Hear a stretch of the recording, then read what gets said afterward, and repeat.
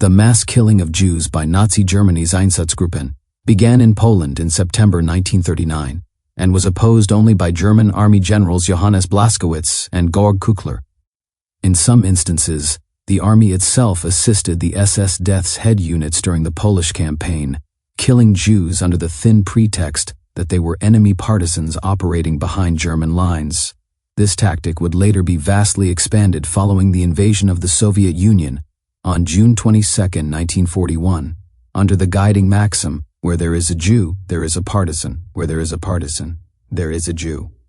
Within the Soviet Union, the killings intensified as SS General Reinhard Heydrich, head of the RSHA, Reich Security Main Office, created, organized, and dispatched 6 major units to the Baltic states and Western Russia.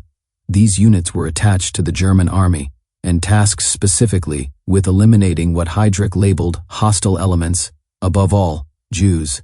The origins of the Einsatzgruppen, Germany's special task forces.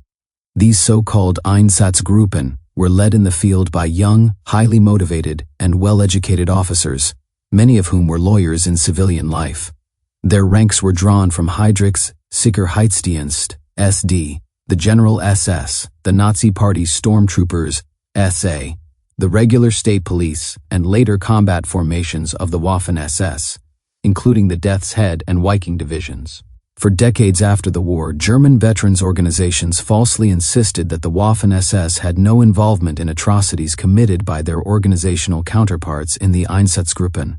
Although first mobilized during the 1939 invasion of Poland, the Einsatzgruppen carried out their most horrific crimes between 1941 and 1942, murdering hundreds of thousands of Soviet Jews in Russia and Ukraine.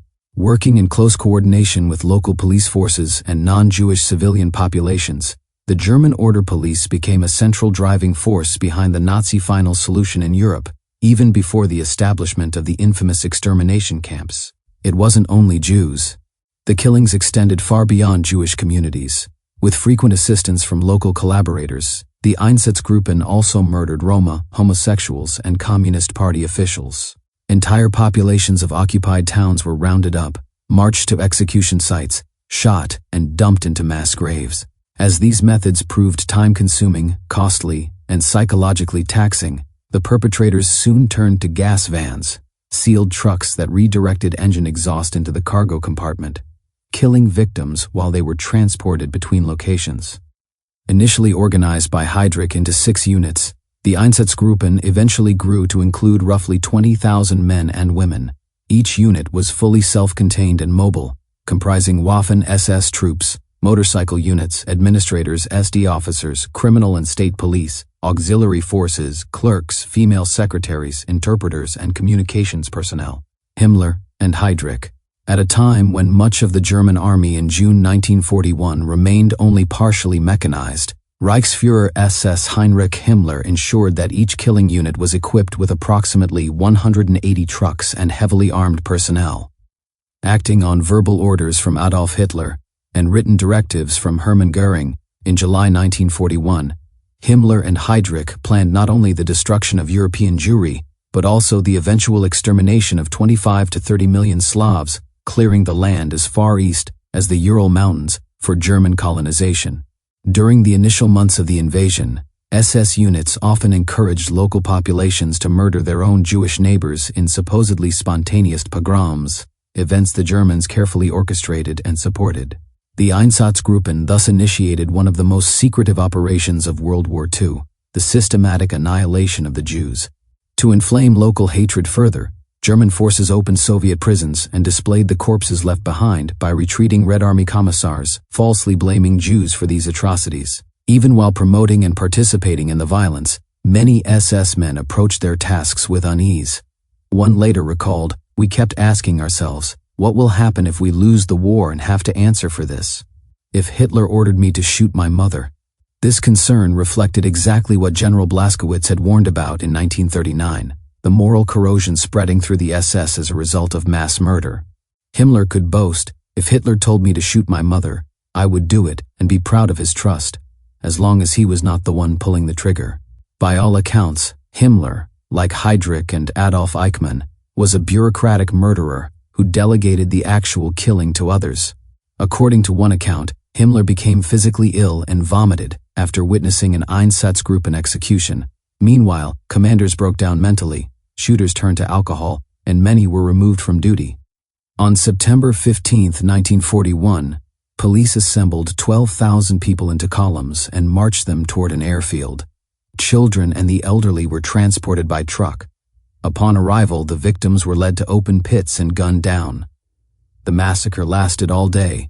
Water and quicklime were poured over the bodies, causing both the dead and wounded to convulse. 10,000 in a single day.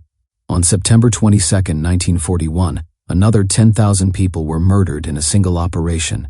Commander Artur Nebe later proposed killing psychiatric patients by locking them in a building rigged with explosives.